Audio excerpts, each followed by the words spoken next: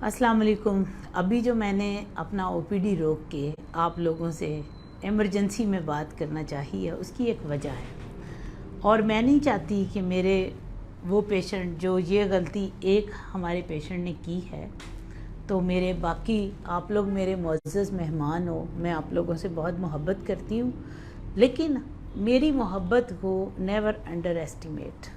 ठीक है, मेरी मोहब्बत जो है वो आपसे इसलिए नहीं है कि आपने मुझे फ़ीस दी है। मेरी मोहब्बत आपसे एक मेरी प्रोफेशनल ज़िम्मेदारी है। लेकिन अगर आपके ज़हन में ये ख़्याल आ रहा है कि हम बहुत वीआईपी हस्ती हैं, हम वहाँ पर जाएंगे तो हमारे सामने एक ऐसा शख्स होगा, हम उसको एक क्या कहना चाहिए कि धक्का दे के पुश करके हम डॉक्टर साजिदा के पास डबल फ़ीस दे के पहले जा सकते हैं और हम उनसे जो मर्ज़ी बात करना चाहें कर सकते हैं। तो ऐसा मुमकिन नहीं है। मैंने अभी आज की वीडियो इसलिए बनाई कि आज मेरे पास अभी थोड़ी देर पहले एक साहब आए और वो थे और उनकी साथ वाइफ थी। उन्होंने कहाँ से उनका था रुबाब? जर्मनी से। उन्होंने कहा जी हम जर्मनी से आपके पास आए हैं, हमारा ये प्रॉब्लम है, इनफर्टिलिटी 7-8 साल से थी, मुझे नहीं पता। एनी हाउ जो उनका प्रॉब्लम था मैंने उनको बताया कि आपका ये प्रॉब्लम है। उनके हस्बैंड की जो काउंट थी वो 10 मिलियन काउंट थी और 2% सिर्फ नॉर्मल थे, मोटिलिटी भी काफ़ी कंप्रोमाइज़ थी। मैं उनका नाम नहीं ले रही, हालांकि हमारे मीडिया फुटेज के ऊपर सारे का सारे मेरे दोनों हॉस्पिटल जो हैं उन पे हम जब मर्ज़ी चाहें अपने पेशेंट्स की, अगर कोई बंदा धमकी देकर जाए या कुछ ऐसा हो, तो मेरा एक ऐसे इदारे के साथ कम्युनिकेशन है जहाँ पे लीगल प्रोटेक्शन डॉक्टर्स को दी जाती है, ना सिर्फ डॉक्टर्स को बल्कि पैरामेडिकल स्टाफ को भी, कि किसी मेल में या फीमेल में वो अगर उन्हें कोई प्रॉब्लम है they can knock the door officially, legally, health commission में जा सकते हैं, वट एवर दे लाइक। ठीक है, लेकिन ऐसा नहीं हो सकता कि वो किसी स्टाफ को धमकी दें, धमकाएं या डॉक्टर को डराएं, या हमें इस चीज़ का हो कि ये मेरा पेशेंट जो है ये बाहर से आया हुआ है। आपके लिए बाहर बड़ा इम्पॉर्टेंट होगा, मेरे लिए आप इम्पॉर्टेंट हैं।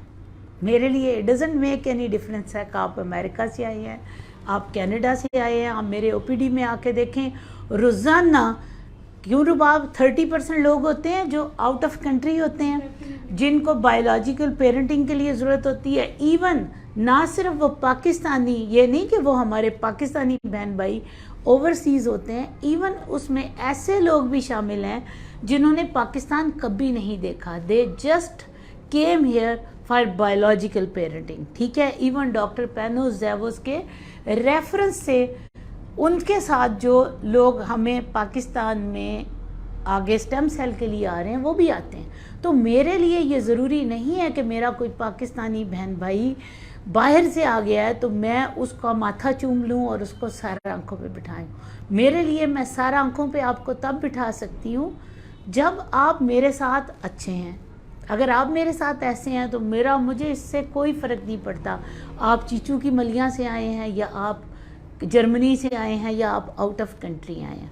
उन साहब ने पहला सवाल ये किया जब मैंने उनको बताया, मुझे नहीं पता था कि ये उनकी दूसरी वाइफ है या तीसरी वाइफ है। मैंने कहा जी आपके स्पर्म में मॉर्फोलॉजी बहुत ख़राब है। मुझे कहते हैं एक बहुत अच्छे IVF सेंटर की रिपोर्ट मेरे सामने रखी, कहते हैं ये देखें हमारी 58% मॉर्फोलॉजी, आप कैसे कह सकती हैं?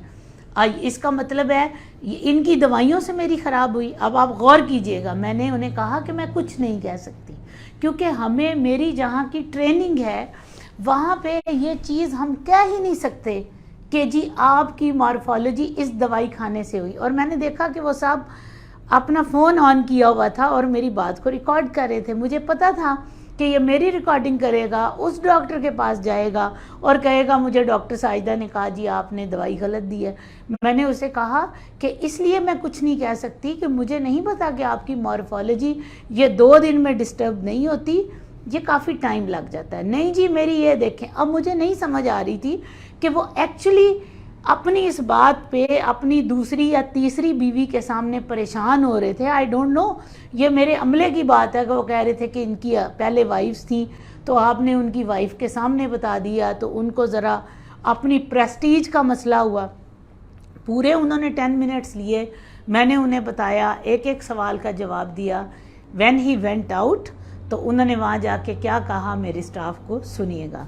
मेरे स्टाफ को कहा कि डॉक्टर ने मेरी बीवी के सामने बेइज्जती की है ना, इसको कहो ना मैं तुम लोगों को छोड़ूंगा, ना आपकी डॉक्टर को छोड़ूंगा, मैं देखूंगा मीडिया में ये कैसे बैठ के बात करती है। तो भाई साहब, आपको मेरा चैलेंज है, ठीक है, आपको वेलकम, आप मीडिया में करें, आपकी फुटेज मैं आपकी और आपकी बीवी के साथ चला दूंगी, because this is my right.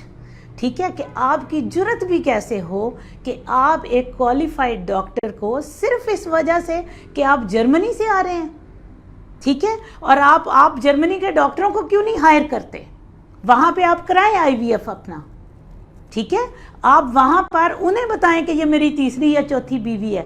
हमें मत आके बताएं कि जी मेरी बीवी के सामने झूठ बोलें, हम झूठ नहीं बोलेंगे। आपका प्रॉब्लम है, आपका प्रॉब्लम है। पाकिस्तानी डॉक्टर्स बिकाऊ माल नहीं है कि आपकी बीवियों के सामने आपके पैसे लेके कह दें कि बीवी है तुम्हारा प्रॉब्लम है। ओके, तो प्लीज़ ध्यान रखिएगा, आपकी वीडियो आपकी फुटेज मेरे पास भी है, ठीक है।